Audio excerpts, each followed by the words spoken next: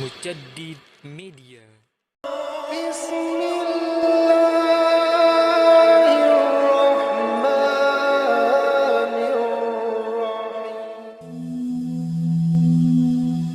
Assalamualaikum warahmatullahi wabarakatuh. Sahabat Mujaddid Media rahimakumullah. Kali ini Mujaddid Media akan melanjutkan pembahasan mengenai sejarah Sulaiman Al-Qununi. Di awal-awal pemerintahan, Sultan Sulaiman Al-Qununi sudah menghadapi cobaan berat. Dia harus berhadapan dengan 4 gerakan pembangkangan sekaligus. Pembangkangan itu dilakukan oleh Jambared, Ahmad Shah, Baba Zunnun, dan Qalandar Jalbi. Para pemberontak mengira kekuatan Utsmani semakin lemah, sehingga mereka berani memerdekakan diri, menyatakan sebagai wilayah independen. Pembangkangan pertama dilakukan oleh Gubernur Syam, Janbarad Al-Ghazali. Kabar kematian Sultan Salim I didengar oleh Jambarad Al-Ghazali. Janbarad langsung menyatakan pemberontakan dan mengajak Emir Mesir untuk mengikuti langkahnya. Emir Mesir setuju, namun itu hanya siasat. Pada waktu bersamaan, Emir Mesir mengabari Sultan Sulaiman atas kelakuan Gubernur Syam. Gubernur Syam mulai melakukan pemberontakan dengan mengepung Aleppo. Tetapi saat pasukan Utsmani tiba di Aleppo, sang gubernur segera melarikan diri. Sang gubernur lalu mengepung kota Damaskus. Di Damaskus ia digempur pasukan Utsmani sampai bertekuk lutut. Sang gubernur mencoba kabur lagi, tetapi seorang pengawalnya menyerahkan dirinya ke tangan pasukan Utsmani. Ia lalu dibunuh. Pembangkangan kedua dilakukan oleh seorang pengkhianat di Mesir bernama Ahmad Shah. Peristiwa ini terjadi pada tahun 930 Hijriah atau 152 Masehi. Tokoh satu ini dikenal sangat tamak dengan kekuasaan dan berambisi memegang tampuk pimpinan.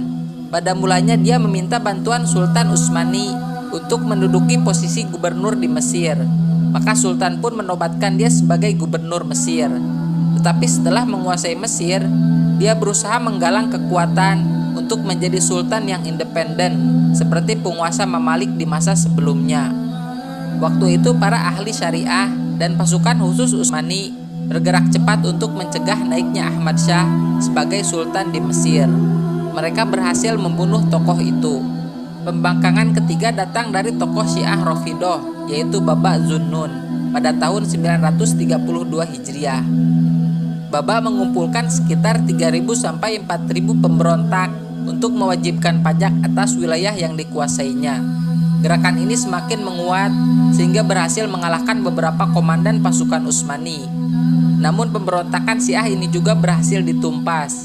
Baba sendiri terbunuh, kepalanya dipenggal, lalu dikirim ke Istanbul sebagai bukti. Adapun pembangkangan keempat juga dari kalangan Syiah Rafidhah, dipimpin oleh Qalandar Jalbi di 2 wilayah, yakni Kauniyah dan Mar'asi. Jumlah pengikut Qalandar sekitar 30.000 orang Syiah. Mereka melakukan kejahatan dengan membunuh orang-orang Sunni yang berada di wilayah tersebut. Sebagian ahli sejarah mencatat, Qalandar Jalbi memiliki akidah sesat. Untuk menghadapi pemberontakan itu, Sultan Sulaiman mengirimkan Bahron Fasya. Namun sayang, Bahron Fasya berhasil dibunuh oleh pemberontak. Saat itu Sultan mengubah strategi. Dia memerintahkan pasukannya untuk menggembosi kekuatan Qalandar. Caranya dengan mempengaruhi para pengikut Qalandar agar tidak berpihak kepadanya. Sebab tidak semua pengikut Qalandar adalah orang-orang Syiah. Banyak pengikut Qalandar yang beraliran Sunni, tetapi mereka berhasil dibohongi oleh Qalandar. Tampaknya strategi penggembosan itu cukup efektif. Banyak pengikut Qalandar akhirnya berpihak ke pemerintahan Turki Utsmani. Akhirnya kekuatan Qalandar berhasil dihancurkan. Qalandar sendiri terbunuh. Dengan demikian, maka gerakan para pembangkang itu berhasil ditumpas. Setelah menumpas para pemberontak, Sultan segera mengatur siasat sebagaimana melancarkan siasat ke Eropa, khususnya di Hungaria. Dikarenakan Raja Hungaria berkeinginan kuat untuk membatalkan semua perjanjian yang pernah dibuat oleh para leluhurnya dengan Sultan Utsmani. Bahkan lebih tragis lagi, ia membunuh utusan Sultan Sulaiman yang diutus kepadanya. Peristiwa ini membuat Sultan marah. dan segera mengirim pasukan dalam jumlah besar, dan api perang pun pecah tak terelakkan. Penyerangan berikutnya beralih ke Rhodesia, dikarenakan pulau ini merupakan benteng Kardinal Johannes yang memblokade jalan kaum muslimin asal Turki yang ingin menunaikan ibadah haji. Pada tahun 1529 Masehi, lagi-lagi Sultan berangkat dan melakukan penyerangan terhadap Hungaria. Dikarenakan saudara Charles V, Ferdinand mengklaim kekuasaannya atas Hungaria. Padahal wilayah itu sudah ditaklukkan oleh Sultan. Pasukan Sultan berhasil menduduki kota Wina, ibu kota Austria, namun gagal dikarenakan Raja Perancis membelok dan mengkhianati kesepakatan yang dilakukan oleh Sultan. Penyerangan berikutnya diarahkan ke Tunisia, dikarenakan rajanya Hasan al-Hafsi memihak Charles V, raja Kristen yang sangat memusuhi Islam. Pada tahun 924 Hijriah atau 1518 Masehi, Sultan melakukan penyerangan terhadap Persia, dikarenakan Raja Safawiyah melakukan kerjasama dengan Charles V untuk melawan Turki. Rintangan yang paling berat dihadapi Sultan Sulaiman Al-Qanuni adalah ketika di tahun-tahun akhir di masa pemerintahannya, ia terjadi konflik dengan anaknya Mustafa, yang berakhir terbunuhnya Mustafa di tangan ayahnya Sultan Sulaiman Al-Qanuni. Konflik ini didalangi oleh istri kedua Sultan, yakni Roselana, yang ingin menjadikan putranya sebagai putra mahkota. Dengan terbunuhnya Mustafa, keinginan Roselana akhirnya terwujud. Anaknya Salim naik tahta menggantikan Sulaiman Al-Qanuni. Usaha-usaha dan keberhasilan Sulaiman Al-Qanuni dalam mengembangkan dinasti Turki Utsmani. Dalam bidang politik dan pemerintahan, ia membuat undang-undang. Ia telah berhasil membuat undang-undang sehingga ia diberi gelar Al-Qanuni, pembuat hukum. Undang-undang ini digunakan untuk mengatur sistem pemerintahan Turki Utsmani yang kemudian tetap menjadi karya standar menyangkut undang-undang hukum Utsmani. Bentuk-bentuk peradilan pada masa Sulaiman Al-Qanuni. Yang pertama, Al-Juz'iyah, mahkamah biasa atau rendah. Wewenangnya adalah menyelesaikan perkara-perkara pidana dan perdata. Yang kedua, Mahkamah Al-Istinaf, mahkamah banding. Wewenangnya adalah meneliti dan mengkaji perkara yang berlaku. Yang ketiga, Mahkamah Al-Tamyiz, mahkamah tinggi. Wewenangnya adalah memecat para kodi yang terbukti melakukan kesalahan dalam menetapkan hukum. Dan yang keempat, Mahkamah Al-Istinaf Al-Ulya, mahkamah agung. Mahkamah ini langsung di bawah pengawasan Sultan. Dalam pemilihan pejabat pemerintahan, Sulaiman juga dikenal sebagai pemimpin yang selektif, terutama dalam pemilihan gubernur. Menurutnya popularitas dan status sosial tak menjadi syarat dalam mencari kandidat gubernur.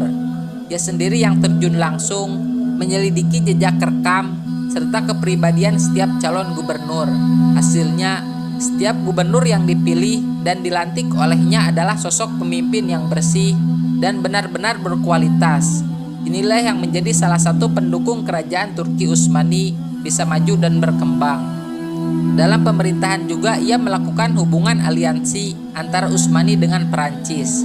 Charles V yang menjadi penguasa Imperium Romawi bersaing dengan Raja Perancis untuk menduduki singgasana Kekaisaran Romawi.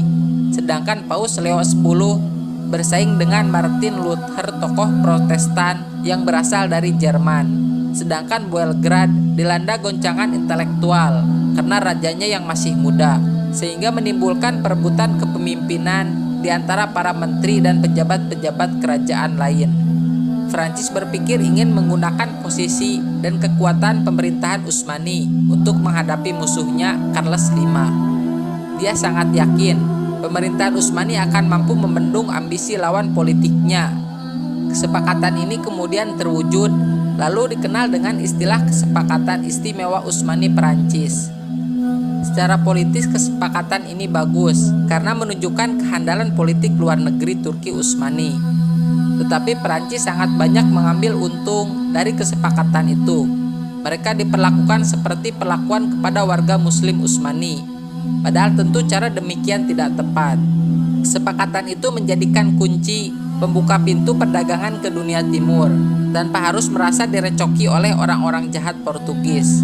Di sisi lain, Perancis juga mendapat perlindungan dari negara-negara barat. Semua ini pada akhirnya semakin memantapkan posisi Perancis di mata negara-negara Eropa.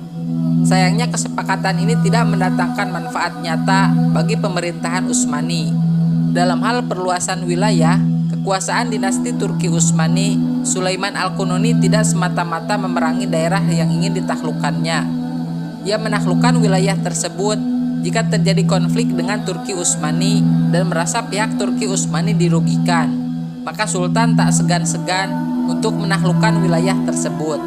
Daerah-daerah yang berhasil ditaklukkan oleh Sulaiman Al-Qununi, yang pertama penaklukan Belgrade, yang kedua penaklukan Rhodesia pada tahun 1522 Masehi, yang ketiga penaklukan Hungaria pada tahun 1525 Masehi, yang keempat penaklukan Crimea yang menjadi wilayah provinsi Utsmani, yang kelima perang melawan Austria dan pengepungan Wina, yang keenam menaklukkan Tunisia, yang ketujuh penggabungan Tripoli Barat Libya, yang kedelapan mempertahankan sebagian Persia, yang kesembilan melakukan invasi ke Italia, dan yang terakhir menaklukkan Yaman dan Aden. Luasnya wilayah Turki Utsmani berdampak pada kemakmuran perekonomian, baik pertanian, perdagangan, maupun hasil pajak. Karena kemakmuran dalam perekonomian inilah Sulaiman Al-Qununi banyak membangun masjid-masjid di Konstantinopel, dibuatnya talang air di Makkah, memprakarsai pembuatan tembok Yerusalem, serta merenovasi Ka'bah, mendirikan banyak jembatan, istana, dan monumen-monumen lainnya yang dibuat untuk kepentingan umum. Alhamdulillahirabbil alamin. Sampai di sini pembahasan mengenai sejarah Sulaiman Al-Qununi. Mudah-mudahan bermanfaat. Assalamualaikum warahmatullahi wabarakatuh.